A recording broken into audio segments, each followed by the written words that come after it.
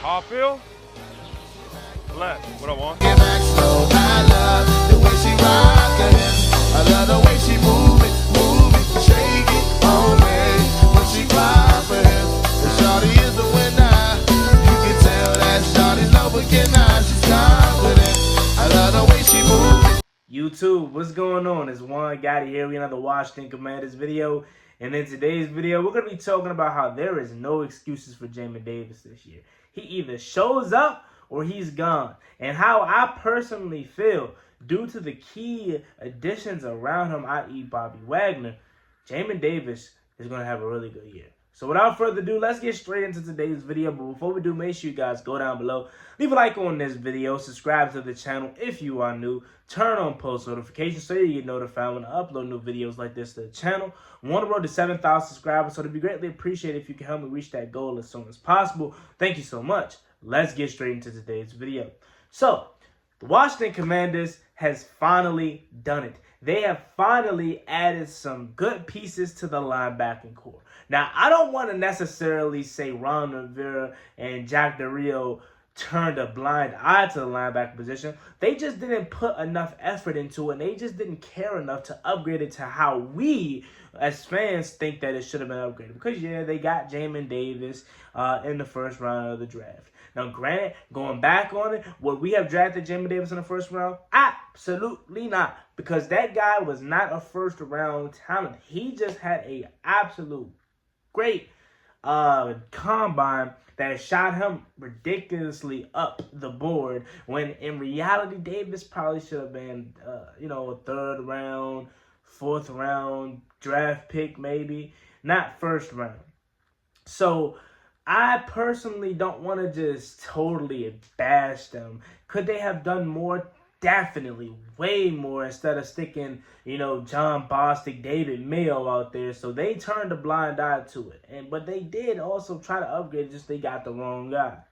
Now, Jamin Davis, he is going to be going into his last year of his contract. As we know, the Washington Commanders on draft day declined his fifth-year option. So it's either put up or shut up time for Jamin Davis. Either you're going to ball out this year, or you're gone and you're going to hit free agency next year, and you're probably going to be buried on someone's roster as their third or fourth guy.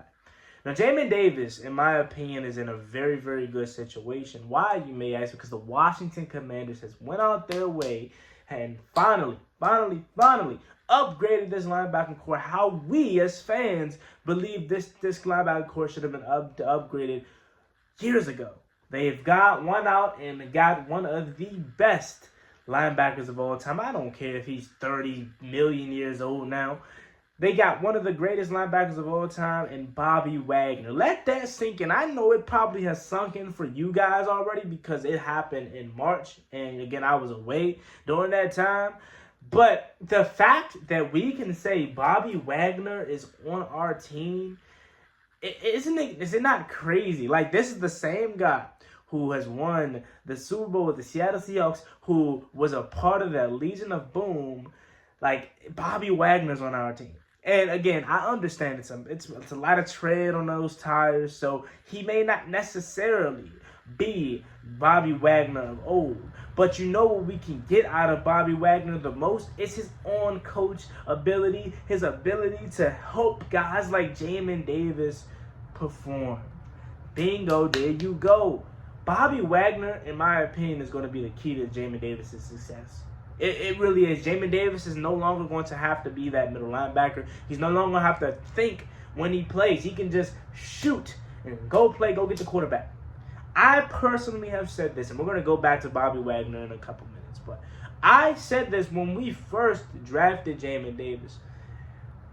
We need to use him in a Micah Parsons role. What does that mean? Allow him to line up as an edge rusher, rush the quarterback, drop him back into coverage, use him as a chess piece.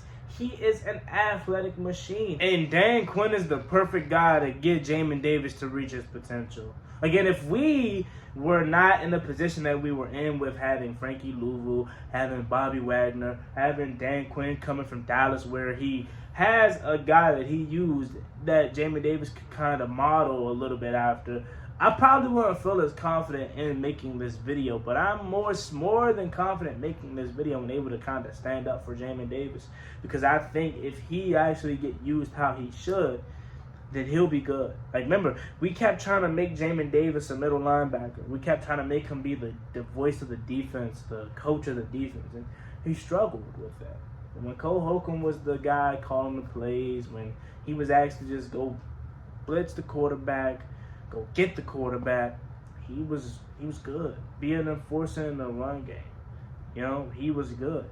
Now, again, I don't know how good he'll be, considering the fact that we already have Frankie Louisville now and Bobby Wagner, so I don't know how good he'll end up being, or how much playing time, rather, I should say, that he'll get.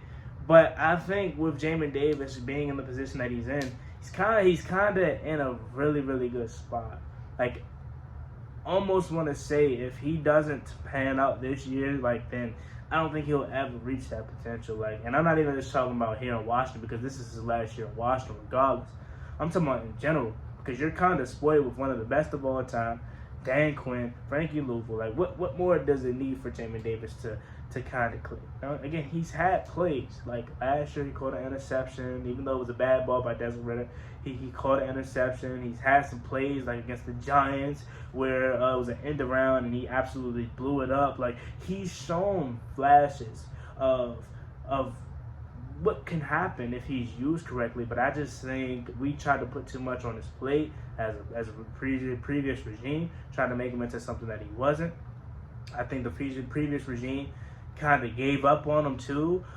They didn't really know what to do with him. They were just kind of lost out there. That's why they kept putting David Mayo out there, and John Bostic and all that crap. But I think we're in a spot where we can just allow him to just play freely, allow him to just be Jamin and be that athletic guy that he was coming out of Kentucky. Now, again, if we could do it over, I'm more than certain we wouldn't have took him at 19. But I'm pretty sure if he can just show some relevance to, what he was at Kentucky his final year, that's all we need now, especially since we already have a supporting cast. Like, I think we've put him on a pedestal because he was a first-round pick, and because we didn't have nothing but Cole Holcomb.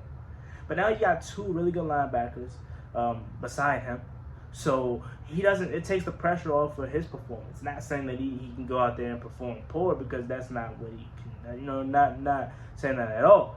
But what I'm saying is we don't have to rely so heavily on wanting him to just be great and needing him to perform, when you got others around him that can elevate his game and that can take the stress off of him, honestly. But Jamin himself does have to get better. He has to make off the field smarter decisions. So hopefully, with having an older veteran in the locker room, an older guy like Bobby Wagner, Dan Quinn, a coach that's going to understand, make relationships, and tell you the truth. Hopefully, he understands that off the field he cannot make certain decisions. And I'm speaking more specifically to obviously the drive, the racing drive, and all of that stuff. And then on the field, he has to put in the work. He has to actually want it. He actually has to be there in the lab, stand after practice. Because I'm more than certain Bobby Wagner, when training camp starts, I'm more than certain Bobby Wagner's going to be out there after practice, tutoring these young guys around him to make them better. And then also, not to forget the young guy that we just drafted too, the linebacker that we just drafted. I think he can be really good too. I did like a little film breakdown on him when I announced us drafting him. Go watch that. Those a few videos back. I think he can be really good too. He has it all. Like, he can cover, like, play rec is there. He can be an enforcer in the run game, and he can go get the quarterback. So I think, again, this video is gonna be titled "Bobby Wagner Can Turn Jamin Davis into a Star," but I think him himself can turn this whole linebacker room into something special. And I'm putting Bobby Wagner on this pedestal because he's Bobby Wagner. Like, again, let that sink in, y'all. We have playmakers. We have star players actually here in Washington. And I don't care if he's freaking a million years old, like I said before. He still be Wags. Super Bowl champion. Correct me if I'm wrong, but he still led the Rams in like tackles like a year ago, a year before that, right? He led them in tackles, so he still has something left in the tank. And if he doesn't have the physical traits left like how he used to, he has the most important, and that's mental. You know, mentally he still can help out. He still can be good. You know, so I think Jamin could be good. I just think he needs to be used like a Michael Parsons. Send him on blitzes. Send him rushing from the edge. Send him, dropping back in coverage or following the running back out of the backfield. I don't need Jamin Davis trying to keep up with Tyreek Hill. I don't need Jamin Davis trying to keep up with Bijan Robinson out wide. I think as long as you keep him in the backfield and keep him underneath, he'll be good. But once you try to have him, covering down the field, that's when you can get in some trouble. His sideline speed is not nearly as good as his straight speed. So like him just gunning, like that's where he's at. That's where that 4.3 speed comes from. His sideline speed, he's still quick, but it ain't how it is if you just running straight at him. So that's what I think. Get him with Dorrance Armstrong, Cleveland Ferrell, all these new edge rushers we got. Get him with those guys in training camp and allow him to learn some pass rushing techniques and pass rushing moves. And I think Jamin Davis could be something good. I really do. Now, again, it may just be for this year because we probably won't re-sign him next year. But just imagine if he turns up, Bobby Wagner turns him into something great. Hey, Jamin could finally arrive. Again, if he wasn't surrounded by Bobby Wagner, Dan Quinn, Frankie Louisville, I probably wouldn't have made this video. But I think it can finally click this year because we finally have a coaching staff that is going to know how to use him and know how to put him in positions to be successful. That's what's most important. So let me know what y'all think about it, though, in the comment section. Do you think Jamin Davis can finally arrive this year? Or do you think Jamin Davis is done and this is his last year, sayonara, and we draft someone else next year? Let me know what y'all think. Leave it down below in the comment section. As always, me and boy Juan Gotti. Like, comment, subscribe, hail to the Washington Commanders. We want to roll to 7,000 subscribers, so help me get there as soon as possible. It'd be greatly appreciated. Have a blessed one. Stay safe. Be easy.